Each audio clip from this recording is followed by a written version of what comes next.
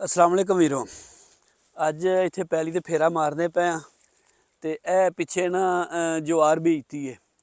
ए कोई गेतरी कणक सी ते ए कढ़ ली ओह पिछे तुहानूं धड़ नज़र आंदी होनी है ते इहदे बीली ज्वार ते ए जे कणक थोड़ी है थोड़ी पछेतरी सी ते ए जे कढ़नी है ते मौसम हो गया सी खराब, बारिश पै गई सी, ये भी कढ़ लैनी सी जिंदी वजह तो जिहड़ी है ना ये जे कणक नहीं कढ़ी।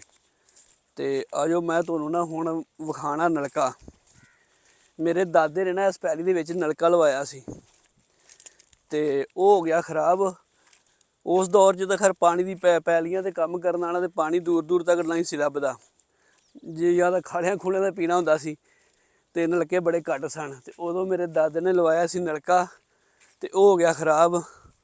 ते ए कल जेह्ड़ा है ना ए वेखो ए कल नलका कराया ठीक, अजे थल्ले बेस नहीं बनाई, ਉਂਝ ही है जेह्ड़ा कट्ठा कीती मिट्टी मुट्टी कट्ठी कीती है ते नाल बेरां ने ते तुहानूं चला के विखाना। ए कल निकलिਆ पानी, ये पानी साफ नहीं निकलता पिया। ये थल्ले बेस जिहड़ी ओह कच्ची है, इत्थे सीमेंट दी बनावांगे बेस ते पक्का जेह्ड़ा ना ओह खुरा बनावांगे। ये दादे मेरे ने लवाया सी ते हुण लोक खैर ओह कम्म भी नहीं रहे जमीनां ते दूजा हुण हर बंदे कोल जिन्ने बंदे ने घर च उन्नियां ही मोटरसाइकलां ने ते बोतलां भर के फ्रिज चों ठंडियां लै आंदे ने। हालांकि नलके दा पानी जेह्ड़ा ना फ्रिज वांगू बड़ा ठंडा है।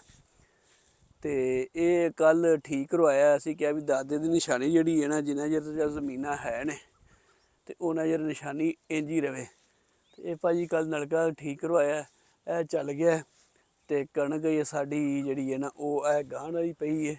एह् अज्ज दी धुप्प लग गई, अजें तां जेह्ड़ी गिल्ली है ते अज्ज दी ते सवेर दी धुप्प लग्गेगी। अल्लाह करे खैर मौसम रवे ठीक।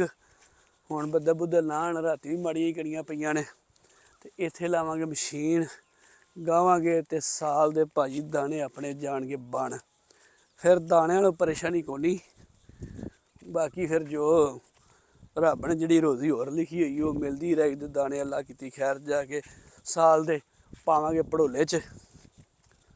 ते इस तो बाद इंदे विच फिर लावांगे चरी, चरी दा प्रोग्राम है, चरी बीजांगे।